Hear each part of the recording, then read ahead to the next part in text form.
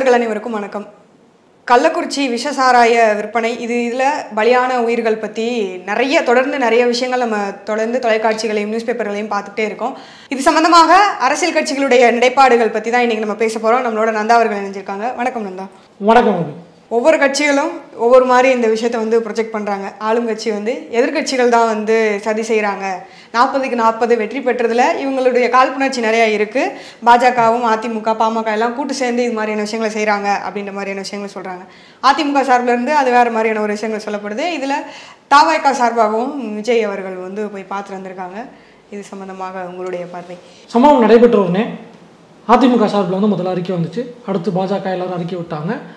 இந்த சம்பவத்தை கண்டித்து ஜூன் 22ஆம் தேதி நாளை பாஜக உடைய போராட்டம் இருக்குது. தமிழ்நாடு மாவட்ட தலைநகரில் பொதுவாக மாநில தழுவிய போராட்டத்தை பாஜக முன்னெடுக்கிறாங்க. முதல் போராட்டம் அவங்க அறிவிப்பு கொடுத்துருக்காங்க. அதிமுகவில் அவங்க 24ஆம் தேதி காலை போராட்டம் அறிவிச்சிருக்காங்க. திமுகவுடைய கூட்டணி கட்சியான விசிக 24ஆம் தேதி மாலை, அதாவது மதியம் 3 மணிக்கு போராட்டம் அறிவிக்கப்பட்டிருக்கு. தேமுதிக போதையில்லா தமிழகத்தை உருவாக்க தவறிய திமுக அரசை கண்டித்து போராட்டம் அப்படிங்கிற தலைப்பில் அவங்க 25ஆம் தேதி போராட்டம் நடத்த போகிறதா அறிவிச்சிருக்காங்க. எல்லாரும் அரசாங்கத்தை விமர்சனம் பண்ணியிருக்காங்க. பலரும் அங்கே போய் ஸ்பாட்டில் பார்த்துருந்துருக்காங்க. சீமான் போகல, டிடிவி தினகரன் போகல, அதை தவிர்த்து எல்லாரும் போயிட்டு வந்துட்டாங்க. எடப்பாடி போனார். அந்த ஒரு குடும்பத்தில் ஆதரவற்ற குழந்தைகளுக்கு நாங்கள் அதிமுக நிதி கொடுப்போம்னு சொல்லி மீதி விஷயங்களை சொன்னார். நேரில் போய் எல்லாத்தையும் பார்த்தாரு. இறந்த குடும்பங்களை பார்த்தார். அண்ணாமலை போய் பார்த்துட்டு வந்தார். சில ஊடகங்கள் அங்கேயே இருந்துக்கிட்டு இருக்காங்க. யூடியூப் சேனல்ஸ் அங்கே இருந்துக்கிட்டு இருக்கு. சசிகலா போயிட்டு வந்திருக்காங்க. பொது நிகழ்ச்சிகளில் அதிகம் கலந்துக்காதவங்க 26 தேர்தலுக்கு நான் முழுவீச்சில் செயல்பட போகிறேன்னு சொன்னேன். சசிகலா களம் இருக்காங்க. அம்மையார் பிரேமலதா விஜயகாந்த் அவங்களும் களத்துக்கு போயிருந்தாங்க. ஜி.கே. வாசன் ஐயா அவர் போயிருந்தார். கே. பாலகிருஷ்ணன் போயிருந்தாங்க. விசிக சார்பில் ரவிக்குமார் எம்பி அவர் விழுப்புரம் எம்பி அவரும் போயிருக்காரு. இந்த மாதிரியான விஷயங்கள் நடந்துருக்கு. இதை ஒட்டி தாவேகா உடைய தலைவர் நடிகர் விஜய் முதல் முறையாக போயிட்டு வந்திருக்காரு. இதில் ஏன் இந்த வீடியோ நம்ம பேச வேண்டியிருக்கு அப்படின்னா, அரசியல் கட்சிகள் அவங்களுடைய செயல்பாடுகள் குற்றச்சாட்டு வச்சுருக்காங்க. எல்லாரும் போராட்டங்களை அறிவிச்சிட்டாங்க. விஜயை மட்டும் நீங்கள் பேசுறதுக்கான காரணம் என்ன அப்படின்னு மக்களுக்கு ஒரு சந்தேகம் வரலாம். விஜய் அரசியல் கட்சி ஆரம்பிச்சிட்டார். நடிகராக இருந்து செஞ்சிருந்தார் அப்படின்னா அதை நம்ம அதிகம் விமர்சிக்க வேண்டிய அவசியம் இல்லை. அதிகமாக ஜெயக்குமார் பேசிட்டார். கடந்த ஆட்சியில் கொடிபிடித்த குரல் கொடுத்த நடிகர் நடிகைகள்லாம் இப்போ எங்கே போனாங்க, எல்லா விஷயத்துக்கும் போராட்டம் பண்ணி ட்வீட்டு போட்டிங்கல்ல, இங்கே இப்போ எங்கே போனீங்க அப்படின்னு இந்த விவகாரம் தொடர்பாக ட்வீட்டு போட்டது திரைத்துறை சேர்ந்தவங்க மொத்தமே 4 பேர் தான். ஒன்று நடிகர் விஜய், அவர் தாவேகா தலைவராக அந்த அறிக்கையை கொடுத்துருக்காரு. மக்கள் நீதி மைய தலைவராக கமலஹாசன் அறிக்கையை கொடுத்துருக்காரு. இயக்குனர் ரஞ்சித், இசையமைப்பாளர், நடிகர், தயாரிப்பாளர், பல பரிமாணங்களை கொண்ட ஜிவி பிரகாஷ் எல்லாரும் அரசு குற்றம் சாட்டியிருக்காங்க. இதில் ஜிவி பிரகாஷையோ ரஞ்சித் அவர்களையோ நம்ம ஒதுக்கி வச்சிடலாம். அவங்க திரைத்துறையினர், சமூக நலன் சார்ந்து பேசியிருக்காங்க. அதை நம்ம ஓரமாக வச்சிடலாம். நடிகர் அப்படிங்கிறத தாண்டி அரசியல் கட்சி, நான் இதுக்கு முன்னாடி இல்லாத அரசியல் கட்சிக்கு மாற்றாக நான் வரேன் அப்படின்னு சொன்னார். கமலஹாசன் நம்ம ஒதுக்கி வைக்கணும். அவர் பார்ட் டைம் அரசியல்வாதி. அவரே சொல்லிட்டார், பார்ட் டைம் தான் அரசியல்வாதி, பார்ட் டைம் அப்பா பிள்ளையே கிடையாது, ஃபுல் டைம் அப்பா பிள்ளையே கிடையாது நான் அப்படிங்கும்போது அப்படின்னு சொல்லி அவர் சார். இவ்வளோ விஜய் சொன்னோம்னா உங்களுடைய அரசியல் நிலைப்பாடு என்ன அப்படிங்கிற ஒரு கேள்வி இருக்குல்ல. அறிக்கை காலில் விட்டீங்க, அவசர அவசரமாக இப்போ போயிட்டு வரீங்க. போயிட்டு வந்த விஜய் ப்ரெஸ்ஸில் என்ன பேசினார்? ப்ரெஸ்ஸை தான் பார்க்கவே இல்லையே. அப்புறம் எதுக்கு ஒரு கட்சி தலைவர் போய் ஆறுதல் சொல்கிறீங்க?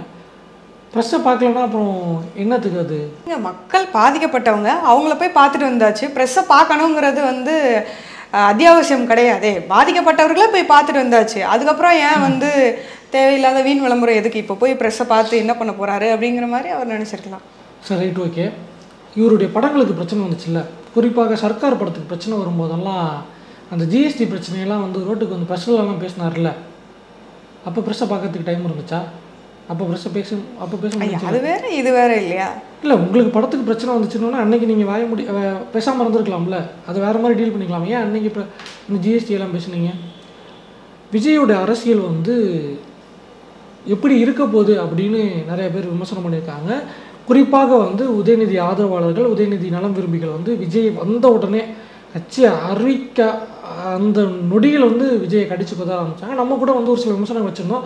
அதை தாண்டி வந்து ரொம்ப விஜய் விமர்சனம் பண்ணுறாங்களோங்கிற ஒரு பார்வையும் இருந்துச்சு. ஆனால் அந்த விமர்சனத்துக்கெல்லாம் உரித்தான நபர் தான் அப்படின்னு நேற்றைய செயல் மூலமாக விஜய் வந்து நிரூபிச்சிருக்காரு. இன்னும் போய் மக்களை தானே பார்த்துட்டு வந்தார். ப்ரெஸ் மீட் கொடுக்கல, சரி ஓகே. ஆனால் மக்கள் சந்திப்பு அப்படிங்கிறதே வந்து ஒரு பப்ளிசிட்டி ஸ்டண்ட்னு நான் குற்றச்சாட்டு வைக்கிறேன். எதனால, எதை பேஸ் பண்ணி நீங்கள் அந்த மருத்துவமனையில் அந்த வீடியோ ஒரு ஃபுட்டேஜ் இன்னைக்கு ட்விட்டரில் வைரலாக இருந்துகிட்டு இருக்கும். பலர் வந்து போட்டுக்கிட்டு இருக்காங்க. ஒரு பெண்மணி பெட்டுக்கிட்ட இருப்பாங்க. பெட்டு பக்கத்தில் ஆள் இருந்த மாதிரி தெரியல, காலியான பெட்டு இருக்கும். விஜய் கட்சியுடைய நிர்வாகி, ரசிகர் மன்ற நிர்வாகியா கட்சி நிர்வாகியா, விஜய்க்குடைய தாவேகா நிர்வாகி அந்த கேமராவோடய நோந்துக்கிட்டே போயிட்டே இருக்கும். விஜய் வந்துக்கிட்டே இருப்பார், கூட்டம் வந்துக்கிட்டே இருக்கும். ரொம்ப வேகமாக பின்னாடி ரிவர்ஸில் போயிட்டு அந்த அம்மா காதில் வந்து விழுங்குன்னு அதுக்கப்புறம் அந்த அம்மா போய் காலில் விழுவும். எதுக்கு இது?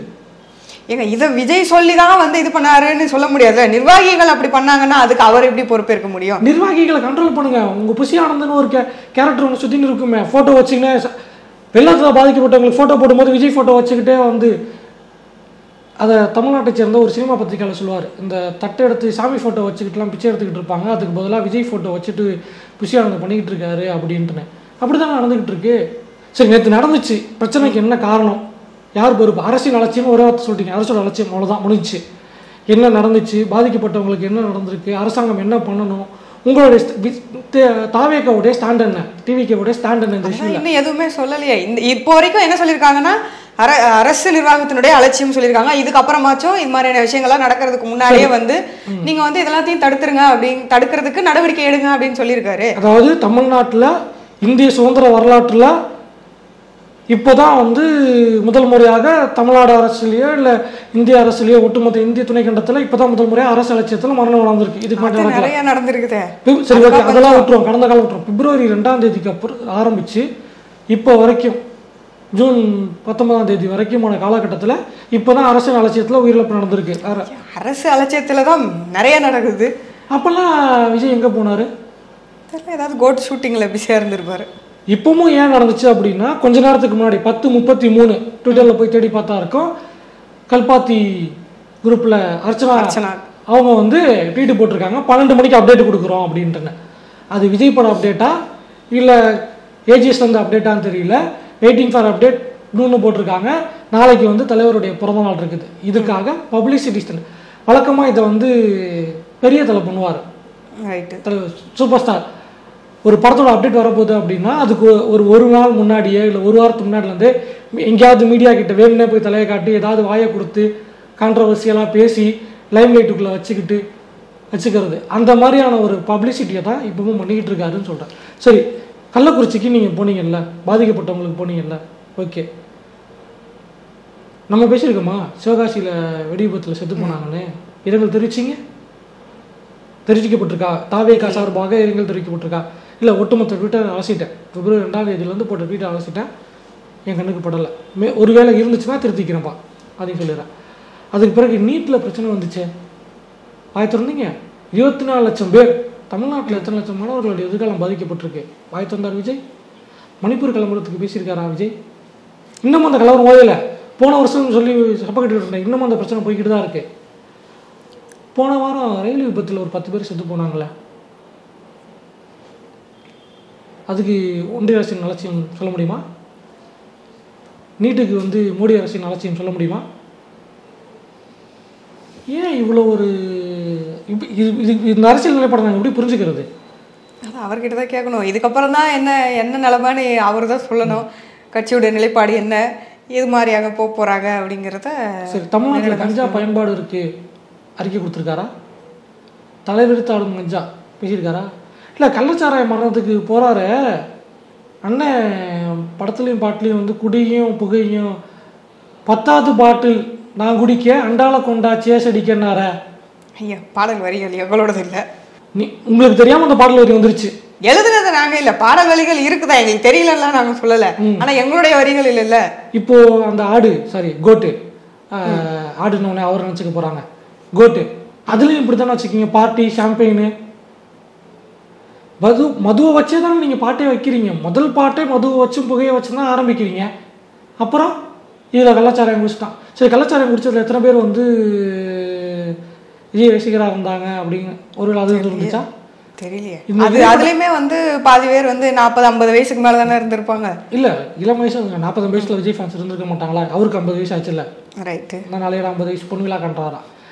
இன்னொரு விஷயம் இருக்கு இதுல வந்து மேம்போக்காக பார்த்துட்டு போறதை தாண்டி விஜயோட அரசியல் நிலைப்பாடு என்னவா இருக்கு அப்படின்னா, தமிழ்நாட்டுக்குள்ள நம்ம அரசியல் பண்ணோம், திமுகவை விமர்சனம் பண்ணுறதுக்கு இது ஒரு சாக்கு.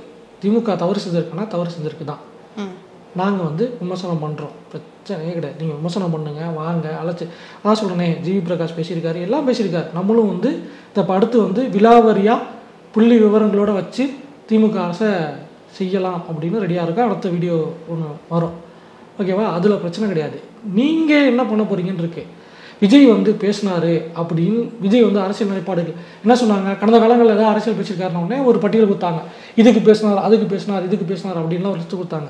அதில் முதல்ல விஜய் எப்போ ரசிகர் மன்றத்தை வச்சுக்கிட்டு அரசியல் பண்ணார்னா 2008 மீனவ பிரச்சனைக்காக குரல் கொடுத்தார் அப்படின்ற, ஓகேவா? மீனவ பிரச்சனைக்கு புரிஞ்சுக்கோங்க. அடுத்தபடியாக அவர் வந்து அனிதா விஷயத்துக்கு போனார், வீட்டுக்கு போனார், மாறு இடத்துல போனார் அப்படின்னு ஒரு ரூட் வாங்க. அந்த அனிதாவுக்கு மட்டும்தான் நீட்டில் சேர்த்துருக்காங்க. தமிழ்நாட்டில் அதுக்கப்புறம் சாவலையா அந்த வீட்டுக்கெலாம் அண்ணன் போகலை. இப்பவும் நீட்டு பிரச்சனை இருக்குது, அவ்வளோ பெரிய பிரச்சனை போய்கிட்டு இருக்கு. வாய்த்து வந்திருக்காரா? ஸ்னோலின் வீட்டுக்கு போனார், தூத்துக்குடியில் துப்பாக்கி சூட்டில் செத்து போனது ஸ்னோலின் மட்டும்தானா? 13 உயிர்கள் குருவி சுடுற மாதிரி சுட்டாங்கன்னு அருணா ஜெகதீசன் அறிக்கையில் இருக்குது. 13 உயிர்கள் சுட்டுக்கொல்லப்பட்டுச்சு. ஸ்னோலின் வீட்டுக்கு மட்டும்தான் போனார், ஓகேவா? இந்த விஷயத்திலையும் உயிரிழந்த குடும்பங்களில் பெரும்பாலானவங்க குறிப்பிட்ட ஒரு சமூகத்தை சார்ந்தவங்க அப்படின்னு ஃப்ளெக்ஸ் பேனர் அடித்தாங்க. ட்விட்டரில் நான் மட்டும்தான் முற்போக்குன்னு ஒரு அக்கா குறுக்க முறுக்க பைத்தியம் மாதிரி ஓடினே இருக்கும். அது வந்து இது சாதிக்கு எதிராக நடத்தப்பட்ட படுகொலை அப்படின்னு ஒரு வளர வச்சிருக்கு. கனெக்ட் பண்ணி பார்த்தீங்கன்னா விஜயோட அரசியல் என்னன்னு புரியும். ஒரே கேள்வி தான் கேட்குறேன், நாளைக்கு வாங்க போராட்டம் பண்ணுவோமே, நாங்கள் கவர் பண்ண ரெடியாக இருக்கோம். அதிமுக போராட்டம் பண்ணுது, பாஜக போராட்டம் பண்ணுது, விசிக, தேமுதிக, ஏன் உங்கள் கட்சிகளை வந்து புஷியானது ஃபோட்டோ தூக்கி சுற்றின்னு இருக்காரு, அந்த போராட்டம் பண்ண சொல்லுங்கள். நீங்கள் வாங்க போராட்டம் பண்ணுங்க, கட்சிக்கு போராட்டம் இல்லையா? ஐயா என்ன எதோ போய் பார்த்துட்டு வந்ததையும் சாதி ரீதியிலான அரசியல் அப்படின்னு பேசினா எப்படிங்க ஐயா? வேற எதுக்கு பேசியிருக்காரு விஜய்? நெட் எக்ஸாம் கேன்சல் ஆகிருக்குமா? நெட் எக்ஸாம் எவ்வளோ கஷ்டப்பட்டு பாஸ் பண்ணுவாங்கன்னு இருக்கு. அப்புறம் செட் எக்ஸாம் இருக்குது, செட் எக்ஸாம் பரீட்சைக்கு முதல் நாள், நெட் எக்ஸாம் பரீட்சைக்கு அடுத்த நாள். பேச வேண்டியது தானே? நெட் எக்ஸாம்னு தமிழக மாணவர்கள் பாதிக்கப்பட்டிருக்காங்க. அது நிறைய பேர் பாதிக்கப்பட்டிருக்காங்க ஐயா. இங்கே லட்சக்கணக்கில் இது பண்ணியிருக்காங்க, இதை கேன்சல் பண்ணிட்டாங்க. ஆனால் நீட்டை வந்து கேன்சல் பண்ண மாட்டேங்கிறாங்க. ரெண்டையும் கம்பேர் பண்ணி வேற அங்கே ஒரு பிரச்சனை போயிட்டு பாதிக்கப்பட்டிருக்காங்க. எந்த விஷயத்துக்கு நீங்கள் குரல் குத்திங்க, குவைத்துக்கு குரல் குத்திங்க, ஓகே. அதை தாண்டி உங்களுடைய அரசியல் அப்படிங்கிறது வந்து ஒரு ஒரு டைலமாவில் இருக்காரா? சரி, தமிழ்நாடு அரசு ஓகே விமர்சனம் மாட்டேன், வேறு எங்கே இருக்குது? படத்தோட ப்ரொமோஷனுக்காகவும் பப்ளிசிட்டிக்காகவும் இந்த நாளைக்கு வந்து பிறந்த நாள், இந்த கொண்டாட்டத்தையும் தவிர்த்துருங்க அப்படின்னு ஒரு உருட்டிட்டார். அப்படி என்ன கொண்டாட்டங்கள் வேணான்னு தானே சொல்லியிருக்காரு. என்ன கொண்டாடினாலும் தப்புன்றீங்க, வேணான்னாலும் தப்புன்றீங்க. இப்போ நாளைக்கு வந்து எந்த இடத்துலையும் பேனர் வைக்கிறது, நாளைக்கு புஷியானந்த் வந்து எதுவும் பண்ண மாட்டார், பண்ணக்கூடாதுன்னு அவர் உத்தரவு போட்டிருக்காருன்னு சொன்னாங்க. ஆனால் வந்து இவங்க பண்ணுறாங்களா இல்லையாங்கிறது அவருக்கு எப்படி தெரியும்? அதாவது கட்சியுடைய தலைவர் பேச்சை கட்சியில் இருக்க மதிக்க மாட்டான், அதனால ஒரு தலைவர் இப்படிலாம் பேசினா ஆஃபீஸில் இருக்கிறோம், ஓகேவா? முடிவெடுக்கும் அதிகாரத்தில் ஒரு ஆள் இருக்கிறாங்க அப்படின்னா, இப்போ நான் வந்து இந்த வீடியோ இருக்குது இதெல்லாம் சொல்கிறேன், என் பேச்சை மீறி நீங்கள் செஞ்சிட்டீங்கன்னா அப்படியே இந்த ஆஃபீஸில் அப்படியே ஓடிடும். இல்லை வேறு ஏதாவது ஒரு நிர்வாகம் அப்படின்னா தலைமை சொல்கிறத கீழே கேட்காட்டியும் அப்படியே வந்து விட்டுட்டு உட்காந்துருப்பாங்களா? புஷியானந்த் கேட்கலன்னா அவர் கேட்க வச்சிருவாரா அப்படின்னு வச்சுக்காங்களேன். ரசிகர்கள் அவங்க ஆசைப்பட்டு பண்ணும் போது அதை அவர் வந்து தடுக்க முடியாதுல்ல. உங்கள் ரசிகர்கள் தொண்டர்கள் செய்கிறத நீங்கள் கட்டுப்படுத்த முடியலன்னா நீங்கள் எப்படி தமிழ்நாடு மக்களை ஆள போகிறீங்க? சிஎம் சீட்டு வேணும்னு ஆசைப்படுறீங்களே, அது அப்போ நடக்குதான்னு பார்ப்போம். போராட்டம் பண்ணுங்களேன், ஏன் போராட்டம் பண்ணல? இத்தனை கட்சி போராட்டம் அறிவிச்சிருக்கு, வாங்க. நாங்கள் ட்விட்டரில் போட்டு இது ஆப் இன்ஸ்டால் பண்ண உடனே எங்களுக்கு 50 லட்சம் பேர் வந்தாங்க, 1.5 கோடி பேர் வந்தாங்க, உருட்டுனீங்கல்ல தமிழ்நாட்டில். இவ்வளோ நாள் ஆரம்பிச்சு நாளாச்சு, கட்சி அறிவிச்சு, இன்னும் கொள்கை கட்சி கொடி இதுவே வந்து இது பண்ணல, நீங்கள் அதுக்குள்ளே போராட்டம் வரைக்கும் போயிட்டீங்க. கொள்கை கிடையாது, கொடி கிடையாது, அதெல்லாம் அதுவே இன்னும் சொல்லலை, நீங்கள் அதுக்குள்ளே போராட்டம் வரைக்கும் போயிட்டீங்க. அப்புறம் எதுக்கு இது? இதில் வந்து ஒரு அவ்வளோ மலினமாக ஒரு சாவில் நீங்கள் பப்ளிசிட்டி அரசியல் பண்ணுவீங்களா? எனக்கு தெரிஞ்சு இது அவருடைய பார்வையிலிருந்து வந்திருக்காதுன்னு நினைக்கிறேன். தெரியாம இதெல்லாம் நடக்குது, அப்படியும் இருந்திருக்கலாம் அப்படின்னு சொல்றேன். முழுக்க முழுக்க தெரியாம தான் நடந்தது அப்படின்னு நான் சொல்லலை. அவருக்கு தெரியாமல் எதுவுமே நடக்காது. ஷூட்டிங் ஸ்பாட்டில் வழியில் ஒரு ஆள், இவர் போகிற வழியில் ஒரு ஆள் நின்றுட்டா கூட செக்யூரிட்டி கூப்பிட்டு பாடி காய்ச்சிருப்பாங்கல்ல பாக்ஸர், அவங்கள கூப்பிட்டு செட்டை விட்டு தூக்கிட்டு வெளியே கூப்பிட்டு போய் ஷூட்டிங் ஸ்பாட் லொக்கேஷனோட தூக்கிட்டு போய் வெளியே போடுங்கன்னு சொன்ன கதையெல்லாம் இருக்குது. நடிக்க சான்ஸ் கேட்டு வந்து அந்த மாதிரி நிறைய வீடியோஸ் வந்து யூடியூப்பில் பாதிக்கப்பட்டவங்கலாம் பேசியிருக்காங்க. ஓகேவா? அதனால் ஒரு பப்ளிசிட்டி ஸ்டண்ட்டுக்காக அரசியல் பண்ணுறதுங்கிறது ஓகே. அரசியல் கட்சி ஆரம்பிச்சிட்டிங்க, இல்லை தமிழ்நாட்டில் பாதி பேருக்கு கொள்கை கிடையாது, ஏற்கனவே ஆண்டவங்களுக்கே என்னன்னு தெரியாது, அதுலேயே வந்து குழப்பம் இருக்கும். ஒருத்தர்கிட்ட ஏற்கனவே கேட்டவுடனே தலையை சுற்றிருச்சு அப்படின்ட்டு கட்சி ஆரம்பிக்காமல் ஓய்வு பெற்றாரு. இன்னொருத்தர் வந்து கேட்டால் கொள்கையை வெளியே சொன்னால் காப்பி வச்சுருவாங்கன்னாங்க. இவர் என்ன சொல்ல போகிறாருன்னு தெரியல. கொடி இல்லை கேட்டால் இப்போ மாநாடு அப்போ மாநாடு. என்ஜிஓ பாலிடிக்ஸ் பண்ணிட்டு இருந்தீங்கல்ல, 7 என்ஜிஓ பாலிடிக்ஸ் பண்ணிட்டு இருக்க வேண்டியது தானே. நோட்டு புக்கு கொடுக்குறேன், ஸ்லேட்டு குச்சி கொடுக்குறேன், பென்சில் பேனா பல்பம் கொடுக்குறேன் அப்படின்னு தானே பண்ணிட்டு இருந்தீங்க. அந்த அரசியலை பண்ணுங்களேன். ஆக்டிவ் பாலிடிக்ஸ்குள்ளே வராங்க அப்படின்னா தீர்க்கமாக சொல்லணும். இந்த இடத்துல அன்புமணி ராமதாஸ் சரியாக கொடுத்துருக்காரு, கல்வராயன் மலையில் காய்ச்சுறாங்க, திமுக மலைக்கு தொடர்பு இருக்குது, இங்கே நடந்திருக்கு, காலத்தில் நடவடிக்கை எடுக்கலன்னு. அரசின் அலட்சியம்னு போகிற போக்கில் ஒரு வரியில் சொல்லிட்டு போகிறது பேர் கண்டனமா? ஸோ இன்னொரு விஷயம் இருக்குது. மோடிக்கு வாழ்த்து தெரிவித்தார்ல, ஊருக்கெல்லாம் பிறந்தநாள் வாழ்த்து தெரிவிக்கிறதுக்குன்னா கட்சி ஆரம்பிப்பார்ல, கட்சி வச்சுருக்காருல, அதுக்கு தானே கட்சி ட்விட்டர் ஐடி வச்சுருக்காங்க. அன்னையர் தின வாழ்த்து, நீட் எக்ஸாம் எழுதுறவங்களுக்கு வாழ்த்து, 12th எக்ஸாம் எழுதுறவங்களுக்கு வாழ்த்து, எடப்பாடிக்கு பிறந்தநாள் வாழ்த்துன்னு. அண்மையில் இந்தியாவுடைய எதிர்க்கட்சி தலைவராக வர இருக்கும் ராகுல் காந்திக்கு பிறந்தநாள் வாழ்த்து தெரிவித்தார். மறந்துருப்பாரா இருக்கும். இன்னொன்று வந்து என்னென்னா, இவர் கேட்டால் வந்து இவரோட கொள்கை என்னென்னா, உன்னை வந்து உருட்டுவாங்க. பெரியார் அம்பேத்கர் எல்லாம் படிக்க சொன்னாங்க, மார்க்ஸை படிக்க சொன்னாங்க. இவர் படிச்சிருக்காரா? எந்த படத்துலையாவது பெரியார் அம்பேத்கர் மார்க்ஸை வந்து மையப்படுத்தி ஏதாவது ஒரு அரசியல் இருக்கா?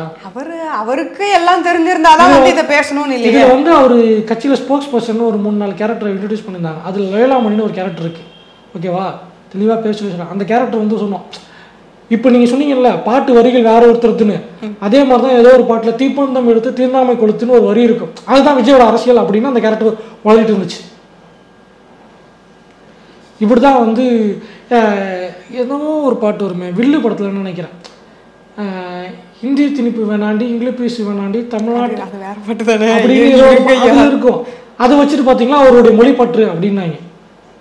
இந்த அளவுக்கு தான் இருக்கும். உங்களுடைய ரசிகர் கூட்டத்தை வச்சுக்கிட்டு நீங்கள் அரசியல் பண்ணுறது பிரச்சனை கிடையாது. அந்த அரசியல் தமிழ் தேசிய நீங்கள் திராவிடத்தை நீக்கினது பிரச்சனை கிடையாது, தமிழ்நாட்டை தூக்குனது பிரச்சனை கிடையாது. ஆனால் இன்னொரு கட்சியாக நீங்கள் வர்றீங்க, திமுக அதிமுகவுக்கு மாற்றாக வர்றீங்க அப்படிங்கிறது பிரச்சனை கிடையாது. அதை பொதுத்தளத்தில் பொதுவான அரசியல் கட்சியாக அனைவருக்குமான அரசியல் கட்சியாக முன்னிறுத்தும் பட்சத்தில் அது பிரச்சனை கிடையாது. அதை சாதிய அரசியலாக சுருக்குவதை நினைத்தால் அது உங்களுக்கு தான் பேக் ஃபயர் ஆகும். இல்லை என்ஜிஓ பாலிடிக்ஸ் பண்ணிவிட்டு ஸ்லேட்டு குச்சி பல்பம்லாம் கொடுத்துட்டு இந்த பக்கம் நான் வந்து பப்ளிசிட்டி பட பப்ளிசிட்டிக்காக எல்லாம் பண்ணுவேன் அப்படின்னீங்கன்னா அப்புறம் கட்சி ஆரம்பிக்காமலே ஒருத்தர் ரிட்டையர் ஆனார். கட்சி ஆரம்பித்த உடனே நீங்களும் போவீங்க. ஏன்னா சென்ட்ரல் கவர்மெண்ட் எதிர்க்க முடியாது. சென்ட்ரல் கவர்மெண்ட் எதிர்த்தாங்கன்னா ஐடி ரைடு தூக்கிட்டு வந்து உட்கார வைப்பாங்க. திருப்பி வர 3வது முறையாக மித்ரம் உட்காந்துருக்காரு. இப்போதானே வந்து ஸ்டேட் கவர்மெண்ட்டையுமே அரசுன்னு சொல்ல ஆரம்பிச்சிருக்காப்புல, அரசனுடைய அலட்சியம்னு.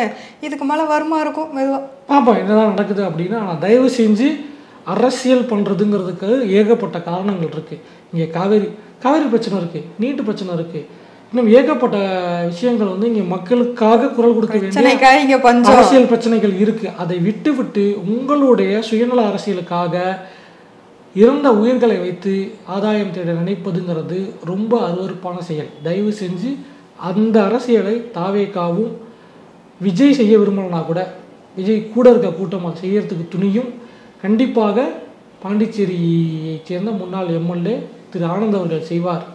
ஆனந்த் அவர்கள் செய்வார். கட்சி அவர்கிட்ட தான் இருக்குது.